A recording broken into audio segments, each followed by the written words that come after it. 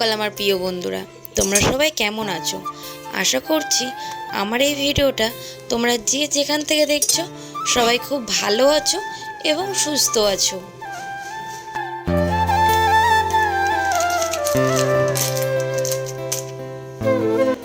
এখন বাজে সকাল 6:30।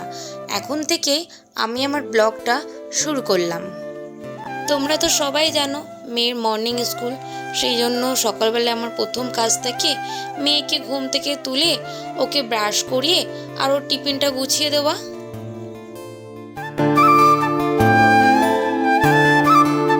আর আমি যতটা সম্ভব চেষ্টা করি ওকে বাড়িতে টিফিনটা বানিয়ে দেওয়ার, কিন্তু মাঝে সাঝে আর হয়ে ওঠে না, জানো তো। যাই হোক বন্ধুরা, এখন দেখো একদিক দিয়ে ওকে রেডি করছি আর একদিক দিয়ে ওকে খাওয়াচ্ছি। ও না সকালে একদম খেতে চায় না, তাও আমি চেষ্টা করি অল্প একটু কিছু খাওয়ানোর। কোনোদিন দুটো মেরি বিস্কুট জল দিয়ে খাওয়াই, আর না হলে একটু জলমুড়ি বা দুধ এর মধ্যেই আমি একটু ঘুরিয়ে ফিরে দিই। এর থেকে আর কিছু খেতে চায় না। তোমরা দেখতেই পেলে খাওয়া নিয়ে কেমন বায়না করছিল, খাবে না বলছিল। টাটা।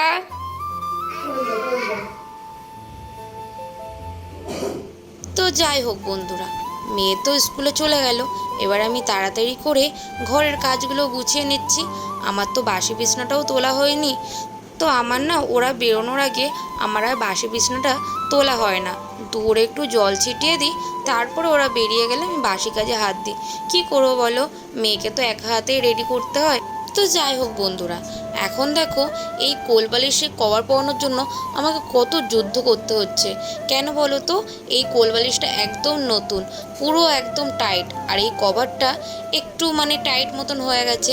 সেই জন্য ঠেসে ঠেসে চেপে চেপে আর কি আমাকে কভারটা পরাতে হচ্ছে। তারপর পরিয়ে ঠরিয়ে দেখি এই কভারের তো দড়িই পরানো নেই। তো যাই হোক বন্ধুরা, এইটা আর খুললাম না, আমি দড়ি খুঁজছি, দড়ি খুঁজে আবার এই কভারের মধ্যে লাগিয়ে দেবো। তো আমার দেখো বিছানাটা গোছানো কমপ্লিট হয়ে গেল, বিছানাটা ঝাড়াও কমপ্লিট হয়ে গেল। তারপরে আমি বাইরে চলে আসলাম ব্রাশ করবো বলে। আমি কিন্তু ঘুম থেকে উঠে বাসি নাইটি ছেড়েই তারপর কিন্তু রান্নাঘরে ঢুকেছিলাম। এটা আমার একটা অভ্যাস বলতে পারো। তো আমি যতক্ষণ না বাসি নাইটি ছাড়ি ঘুম থেকে উঠে ততক্ষণ আমি কোনো কিছুতে আর হাত দিই না। তো এখানে দেখো আমি একটু ব্রাশ করছিলাম আর একটু হাঁটাহাঁটি করছিলাম, কারণ আমি আগে থেকে অনেকটাই মোটা হয়ে গেছি। তো সেটা আর কি কমানোরই চেষ্টা চালাচ্ছি। তো যতটা সম্ভব হয় আর কি একটু নিজের শরীরের যত্ন নিই আর কি, যেটা করা উচিত আমাদের সবারই, যেটা করা উচিত।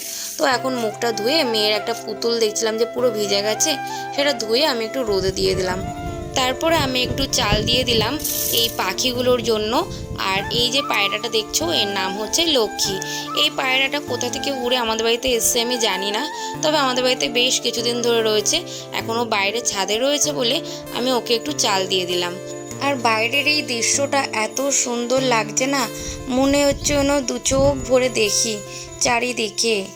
আর দেখো আরেকটা পাখিও চলে এসেছে চাল খেতে।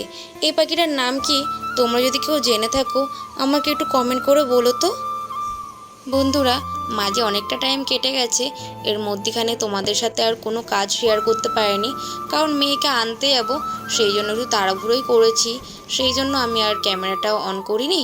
তো দেখো আমি ঘরে যাবতীয় কাজ সেরে স্নান ধান করে আবার রান্নাঘরে আসলাম। তো রান্নাঘরে বাসন আমি রাত্রিরেই মেজে ঘষে সব পরিষ্কার করে রেখেছিলাম। তো এখন জাস্ট বাসনগুলো একটু সাজিয়ে গুছিয়ে রাখছি, আর একটু এই গ্যাসের তাক ঠাকগুলো একটু মুছে নেব।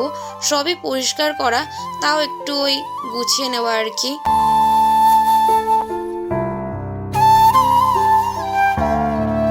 দেখতেই পাচ্ছ গ্যাস ট্যাসগুলো সবই পরিষ্কার করা, ওই একটু কাপড় দিয়ে একটু হাত বুলিয়ে নেওয়া, এই আর কি।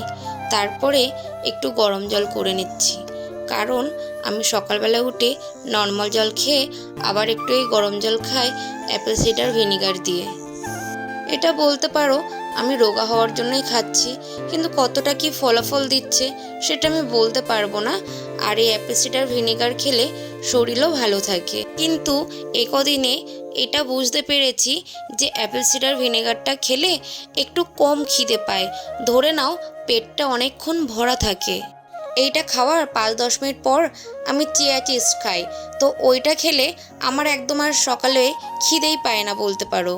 তো চিয়া চিজটার ভিডিওটা আমার আর করা হয়নি। আমি যখন খেয়েছি তখন আমি একদম ভুলে গেছি ভিডিওর ক্লিপটা নিতে। তো যাই হোক বন্ধুরা, তারপরে আমি রেডি হয়ে বেরিয়ে পড়লাম মেয়েকে স্কুল থেকে আনার জন্য।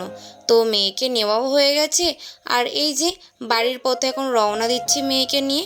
আর ওই যে বক বক করে যাচ্ছে, তো স্কুলে কি হয়েছে না হয়েছে সেই সব বলছে।